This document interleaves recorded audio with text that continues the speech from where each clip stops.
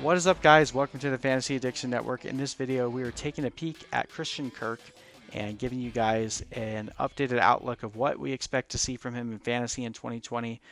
Before we get started, please hit that like and subscribe button for more videos like this one, going through all 32 NFL teams and giving you guys an outlook over all the fantasy relevant players. So hit that subscribe button, hit that bell for the notification to come out when we release more of these. But let's get into it and take a look at Christian Kirk. So Christian Kirk last year actually saw a pretty decent drop in his efficiency metrics from year one to year two. Finished the year with 68 receptions, 709 receiving yards, and 93 rushing yards, and a total of 3 touchdowns, in which he received all of those touchdowns in a single game. Missed 3 games due to an ankle sprain and finished as the 38th best receiver with 168.2 fantasy points, averaging 12.9 per game, which put him at 33rd.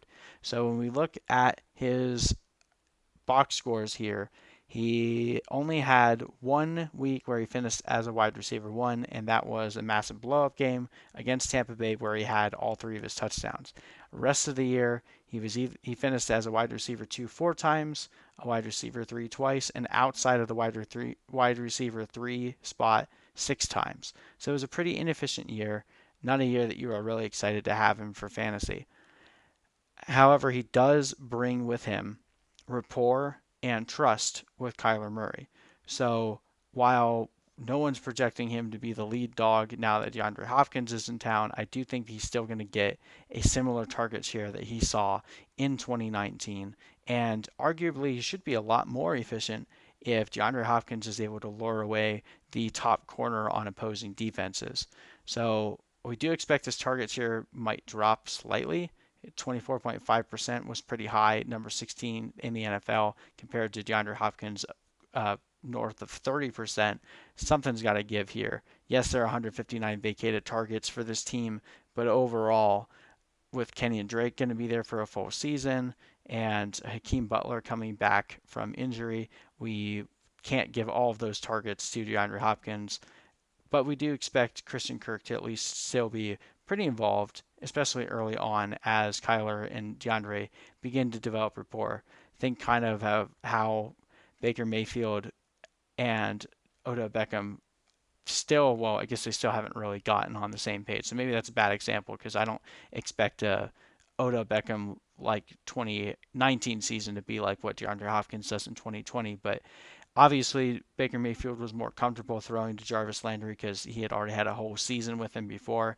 We could see something like that in a, a much more mild manner, but something similar happened again in Arizona. So last year, Christian Kirk was pretty bad in his efficiency metrics. Yards after the catch, 259, which is 32nd in the NFL. Yards per reception, 10.4, which is 89th, and yards per target, 6.6, which is 88th. Kyler Murray didn't do him as many favors. Target accuracy 701, 46, and target quality rating 5.0. But overall, the production premium of a negative 15.4 just really shows how much he took a step back in his overall production and efficiency in 2019. And some of that has to do with Kyler Murray, but a lot of it had to do with Christian Kirk not being able to create the same separation that he was in his rookie season. Not that he was all that involved in his rookie season either. But again, I'm expecting with no longer having to deal with the lead corners, this should become a thing of the past. Christian Kirk should be much more efficient being able to run opposite of DeAndre Hopkins and not having to be the lead dog. We've seen that a lot with lots of different receivers. Christian Kirk kind of profiles closely to Stephon Diggs, and we'll see how Stephon Diggs ends up being in Buffalo as the lead dog there.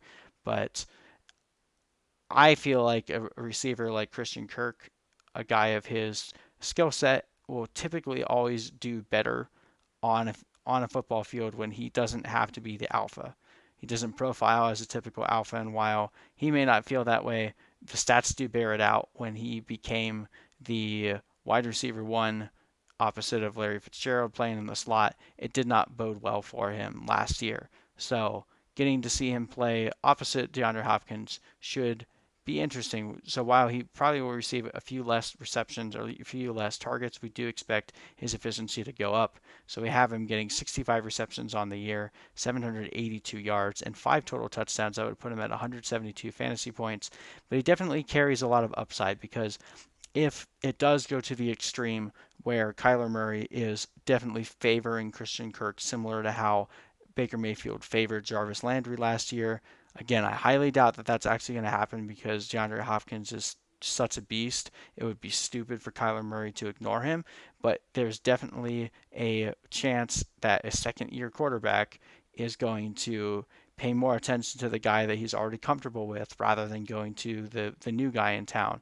And it might take some time for DeAndre Hopkins to come on. So Christian Kirk could actually be a pretty good value towards the beginning of the season, someone that you could probably trade away before DeAndre Hopkins fully takes over as the lead pass catcher in that offense. So just a bit of strategy, thinking out of the box, definitely gives you some upside. And he's dirt cheap right now. He's going in like between round 8 and round 10. So a guy you can grab as like your wide receiver 4, definitely worth a shot, especially in best ball leagues, because he obviously gives you a pretty ridiculous ceiling like he did against Tampa Bay last year. So excited to see what Christian Kirk can do as the wide receiver 2 for this team, especially heading into 2021. We're not expecting Larry Fitzgerald to be around much longer. I think once Larry is gone, that will definitely boost up his value as well.